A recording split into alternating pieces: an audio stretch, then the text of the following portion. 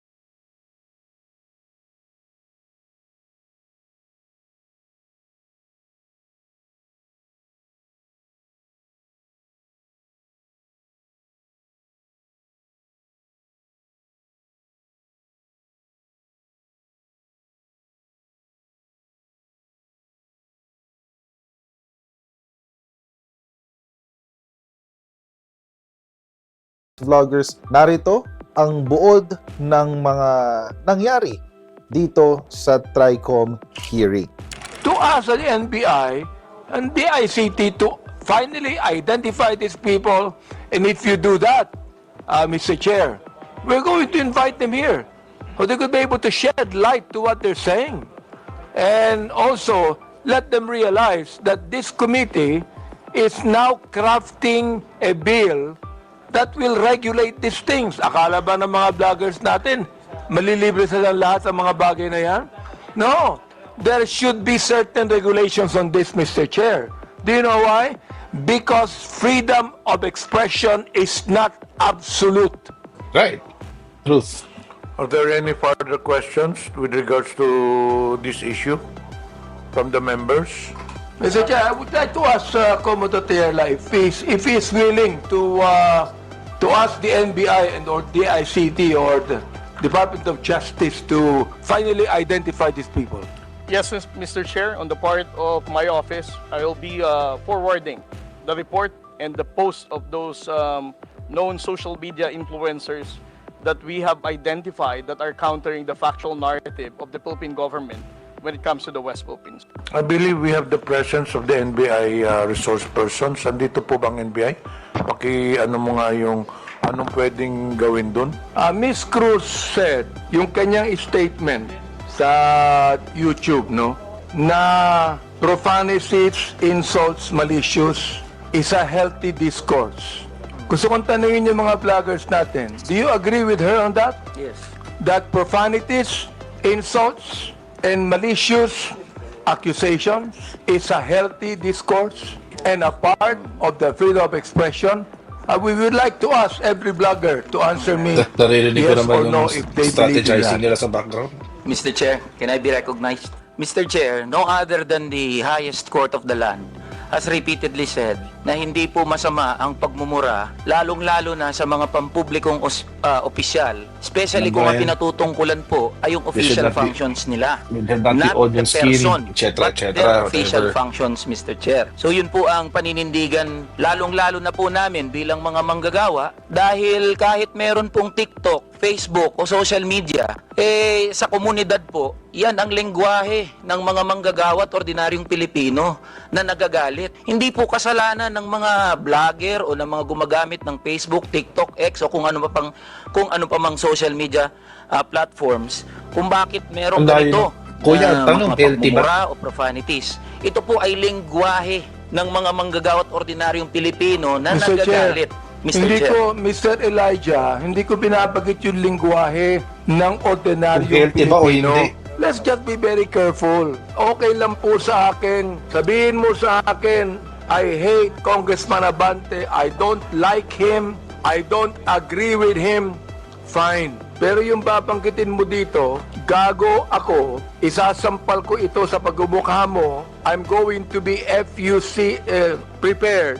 Ay nako, palagay ko, very irritant yon sa pinagsabihan mo. May I respond, Mr. Chair? Sige. Thank you. Mr. Chair, I understand that it may come across as something that you may not feel comfortable with what I said and things like that. And again, if you feel that you are aggrieved with what I said, I will welcome any action remedies from your end. No, On the other hand, Hindi, Mr. di yun ang Chair, point, eh. You That's not the welcome point. what? While, Huwag mo Yes, sabihin Mr. sa akin Chair. that you welcome any legal action. If you, because you enumerated the Hindi elements na. of Oo. unjust vexation, Siguro, Mr. Chair. ang pinakamagandang sabihin mo sa akin because I'm annoyed, mag-apologize.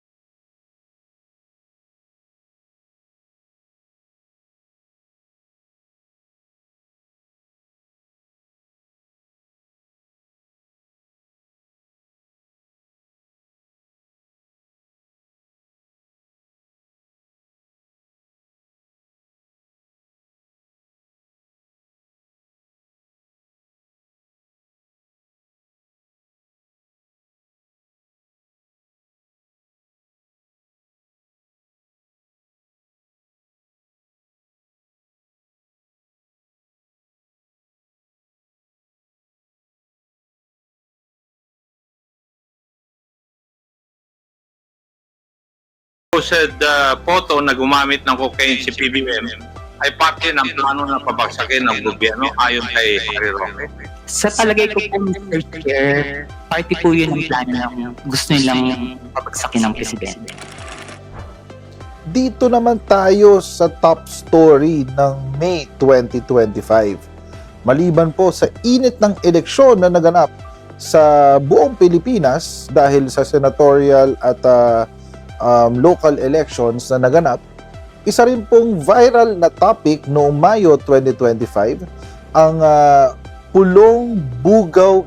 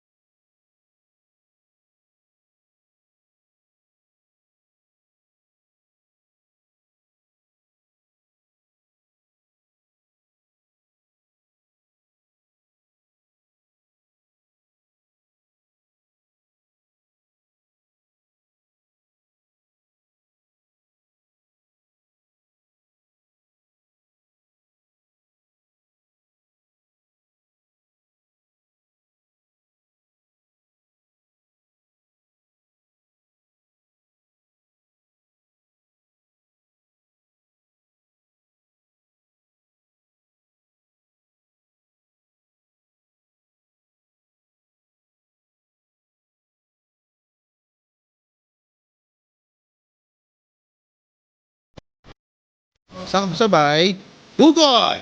Google CCTV. At ko, 5:49 AM. Google CCTV. Ganda-ganda, di ba? Ganda-ganda. Imagine.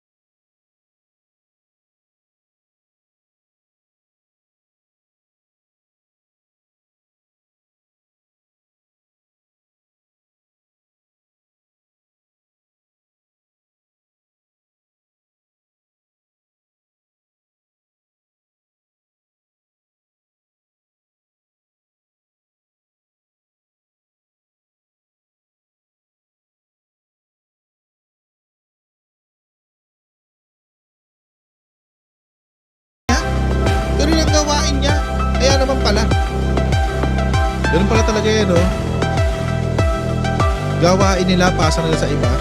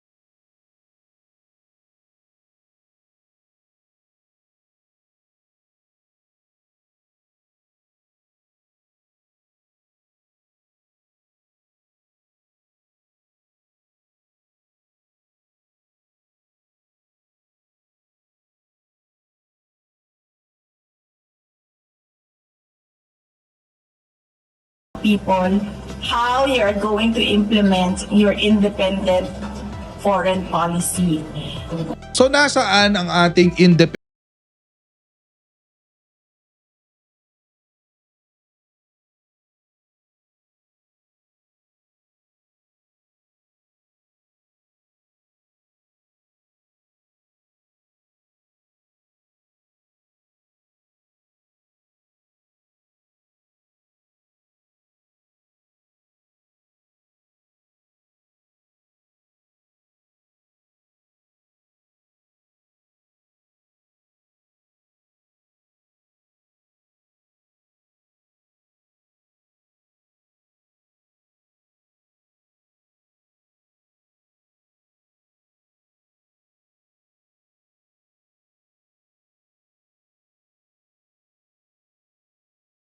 of course, yung Amerika, yung Mutual Defense Treaty, marami tayong ganyan.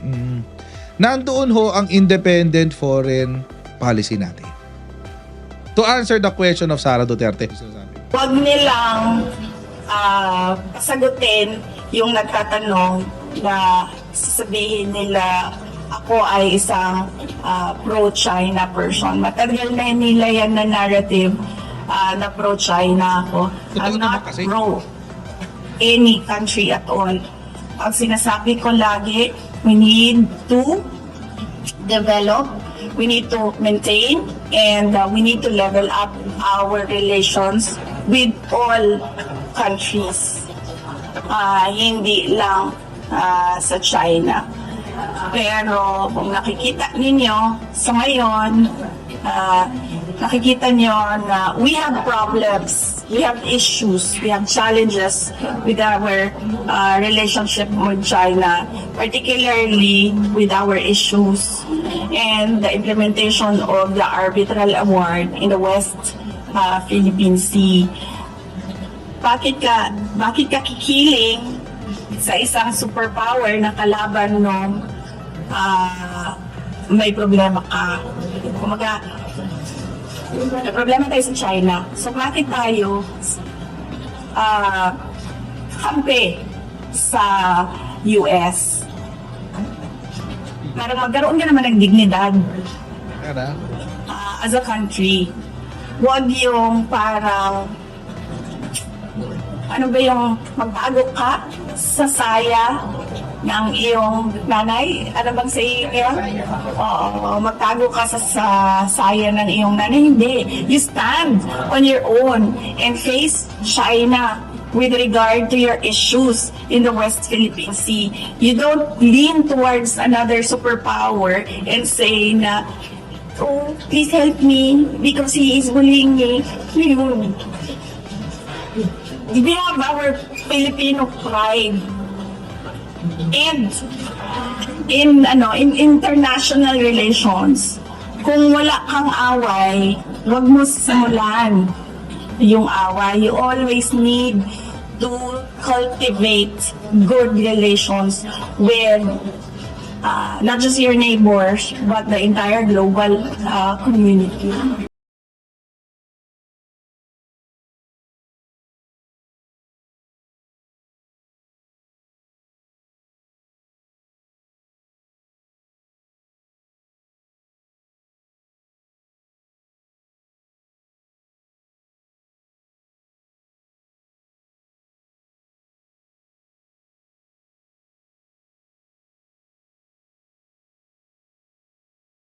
Yung sinasabi ni Secretary Gibo, parang rektang sagot ito dun sa sinabi ni Sara Duterte. O, pakinggan niya. Magbabago tayo ng approach. Sino ang makikinabang? Tayo naman, maliwanag yun sinabi na ating Pangulo, ayaw natin ng digmaan, ayaw natin ng gulo. Pero anong gagawin natin kung ginugulo tayo, tapos binabaliktad pa yung naratibo?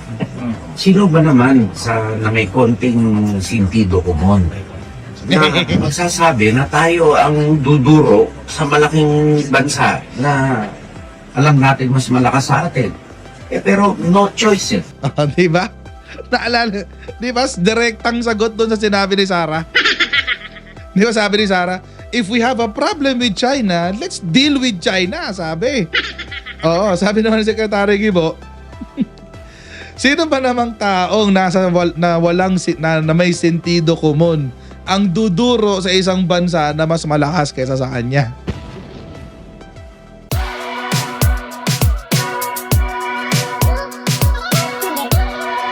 Pag ganun, natin gawing tanga mga Pilipino. Mas maganda kasi nasa lugar mo ng tama kaysa yung pinipilit mo yung pagkakamali.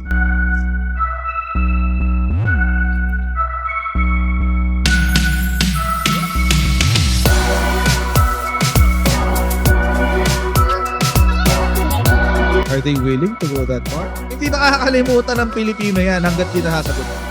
Sino ngayon nagsasabi ng totoo?